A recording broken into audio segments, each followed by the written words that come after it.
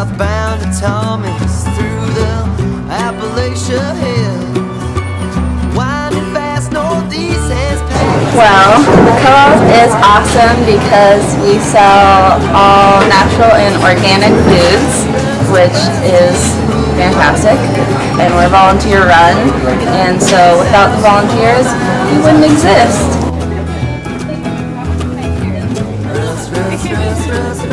Rusty's rodeo well.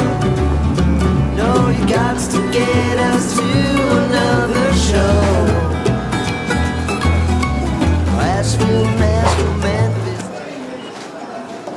It not only has all the products that I want, it has bulk items and things that I can't find at the other grocery stores around this area, but it also, everything that comes through here goes through a process of screening before it comes in here.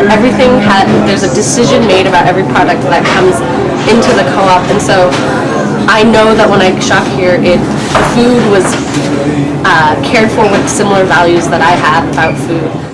As far as I know, the group in the 70s used to be called Family Food Club. That's what it was. And in 1973, they were students, they were couples with children, and they wanted to maximize their money by putting that money together. And the whole idea was to buy from the producers. It was no labor in label and packaging. They just wanted to have product that was bulk. Then the story says that they used to do that downtown. That is called 4th Avenue and Columbia. Mm-hmm. So then when the amount of families start to grow, the amount of couples wanted to enjoy their benefit by putting their money together, they really needed to do something around. They found that the cooperative is the legal term to allow people to get together with a common purpose. So they incorporate themselves in the business, in the food business, by the Olympia Food Co-op. My understanding is that at that time they rent a little space in the West Side neighborhood, that it was actually Rosie's place, I think, or the house next to Rosie's place, and they start to do their business there. Mm-hmm. Okay, originally it was the free box for many, many years, and the co-op would just open it up in the morning and close it up at night, and people threw things in it and take stuff out, and finally it got so messy, a few food and stuff, that the health department shut it down. And so it stayed closed for a while, and Scott and I said we'd clean it up, paint it, put shelves in it, be locked and attended. And so we got a bunch of volunteers, and it's been running for about 8 years since. I have not bought clothes anywhere since I started this. Oh, wow. Every time I buy the shoes, the Levi's, the coat, the hat, they all come from the free store. So I just get way more than I need. Más fuego, tú sabes, directamente de la machanga Cere, dedicado a los Caman Baby, Somebody told me that how do I see with these glasses, and I said that I see like everybody's a star here at the co-op.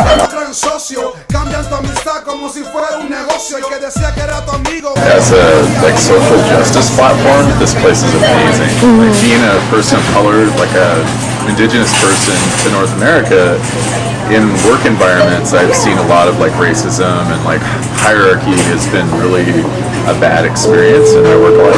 This organization does a lot of things that are positive for the community.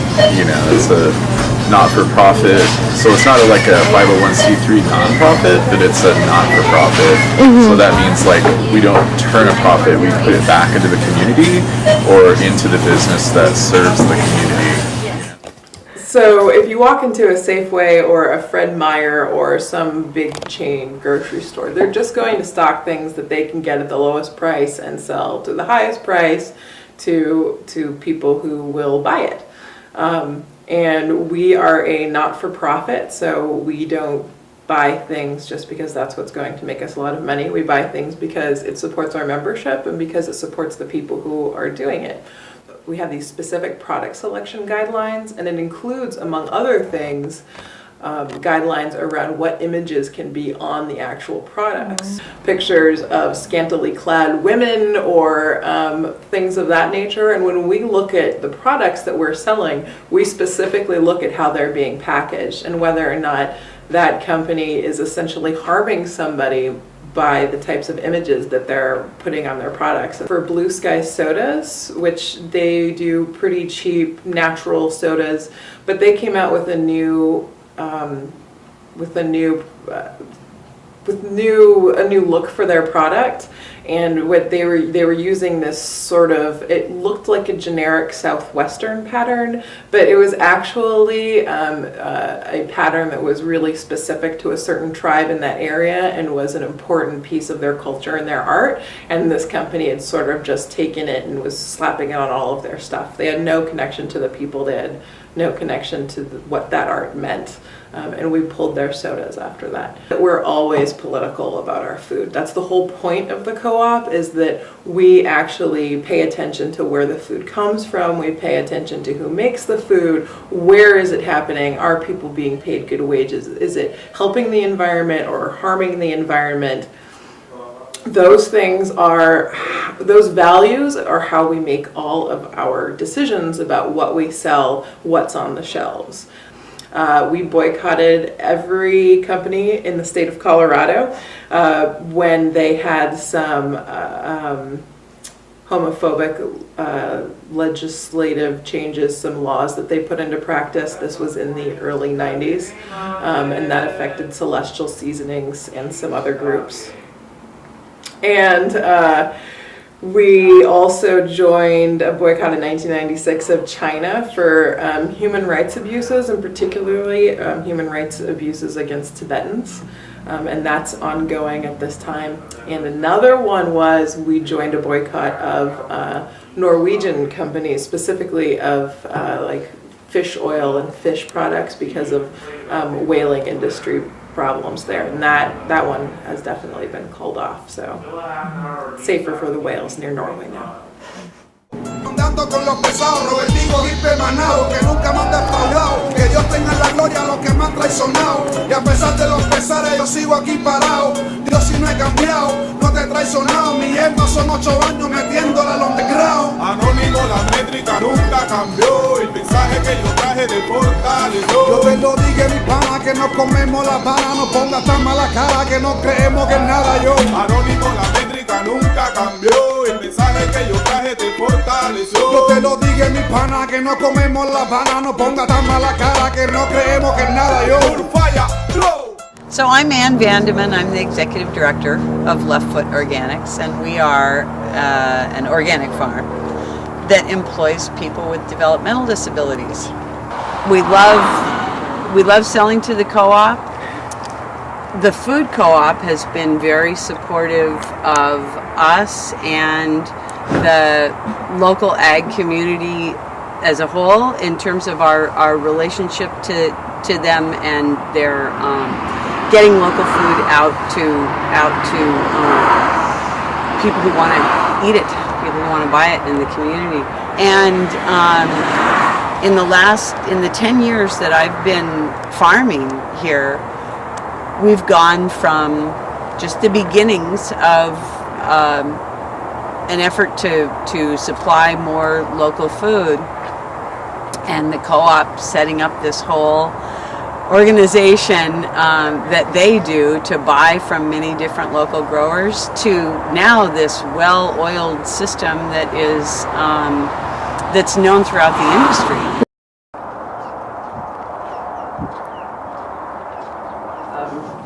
We have probably about 24,000 active members in our database, and have that's a significant part of our community. We have probably about 6 different membership types, including our regular dues and fee paying membership, and that is probably what most of our members are. But we also have senior, low-income, disability memberships, as well as memberships for business, nonprofits. The main benefit of being a member is that you should be able to shop at shelf prices. All the prices are marked at member prices, and non-members pay about 10% more. That idea of keeping our fees and dues low, as well as having some free memberships, so that people who don't have a lot of income or are supporting dependents without a lot of resources, or seniors, retired people who don't have an income anymore are able to shop at the co-op with an extra discount. I think that does help with our different parts of our mission statement, which are to make good food accessible to more people, but also to work towards that idea of that everybody's welcome. Anyone can be a member, and you don't have to have a certain amount of income or be a certain kind of person to be able to shop for healthy food.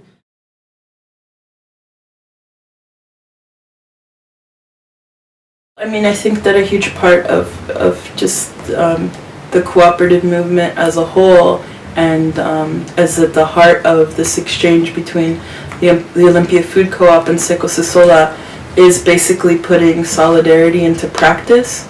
So not just thinking about it or thinking, oh, that would be nice, or because I think that solidarity is something that is an action and is a practice. Like, we don't have to be reinventing the wheel that was already invented so many times.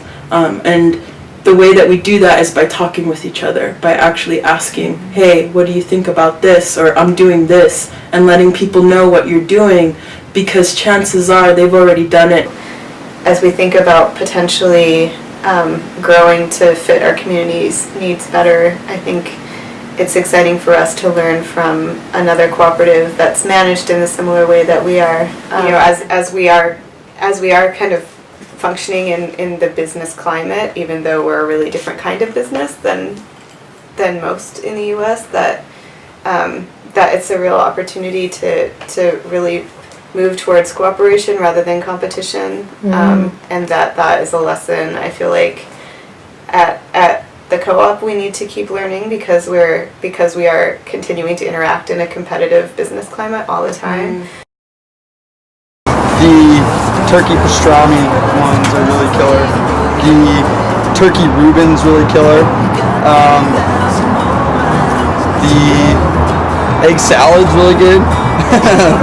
The coffee and salad bar is really good too. I'm eating Stone Ground Bakery oatmeal raisin cookies. Yeah.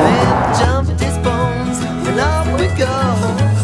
In Humboldt County, we left old Rusty behind. Hopped a plane.